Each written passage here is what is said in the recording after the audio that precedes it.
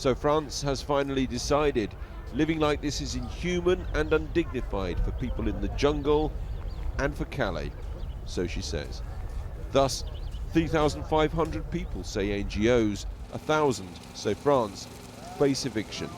Don't expect bulldozers at midnight. Paris wants it slow, peaceful, a humanitarian effort.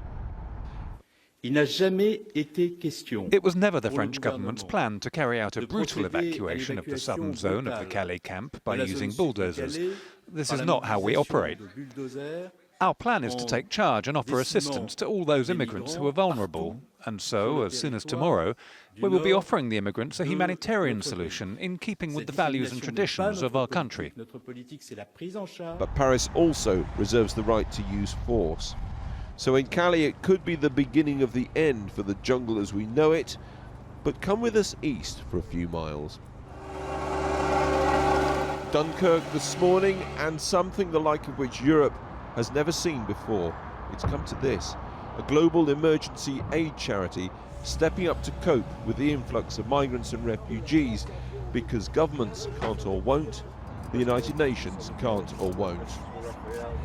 You film this sort of thing going on all around the world in countries ravaged by war, famine, earthquakes, whatever. But you never see this happening right now here in the heart of the EU in Northern Europe. And it's Médecins Sans Frontières, MSF, the global aid group. Not only that, for the first time they're doing it in the heart of Europe, and for the first time they're doing the whole thing from scratch. 2,500 people, mainly Iraqis, will begin moving in here in a couple of weeks.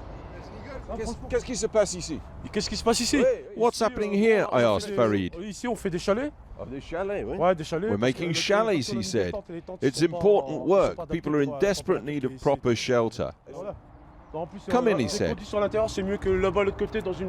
Life in here is going to be much better than living in a tent, he said.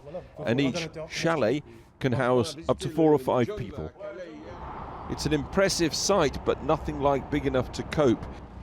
And tonight, 3,500 people face eviction from Calais' jungle camp just up the road.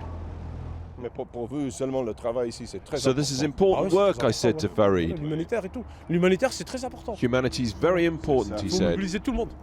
But this is complex. Are you watching vital humanitarian work, or merely the creation of a dangerous magnet which will encourage ever more migrants and refugees trying to get to the UK? Just a few minutes away, and one side of the road you have a quiet housing estate, the other a stinking hellhole where 1,300 Iraqis, Kurds and Iranians somehow exist. You have to be in a place like this for about 1 second to understand why the crying need for proper shelter for these people is obvious, and to wonder why on earth it's taken so long to begin to organise that, and why again that has been left to an NGO more or less acting unilaterally.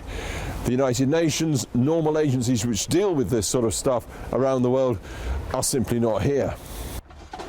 Meters away, Ali Mohammed from Arbil in Kurdistan is having breakfast with his wife Bafreen, who is 6 months pregnant. Ali fled the fighting from Islamic State in Kurdistan to set up a business in Huddersfield. He's a British citizen, but he can't get Bafreen into the country. You have passport, you can British passport, right? But your family don't, so they are stuck here. We meet another Kurd, a Peshmerga fighter fleeing the war, with photos of his previous life. There are Iranians here, fleeing the country's repressive authorities. Almost all have relatives in the UK, so they don't want asylum in France, and they try their luck on the trucks to the UK night after night. Today the Red Cross said they've identified at least 100 families living here who have relatives in the UK, and called on the British government to get them out of the mud into Britain, using discretionary powers the government has. Conditions here are obviously a disgrace, and yet all the people here could soon be accommodated in the MSF chalets. 3,500 people from the Calais jungle, though, will not have that option, because that camp will be full when they get evicted. Alex Thompson, Channel 4 News, Dunkirk.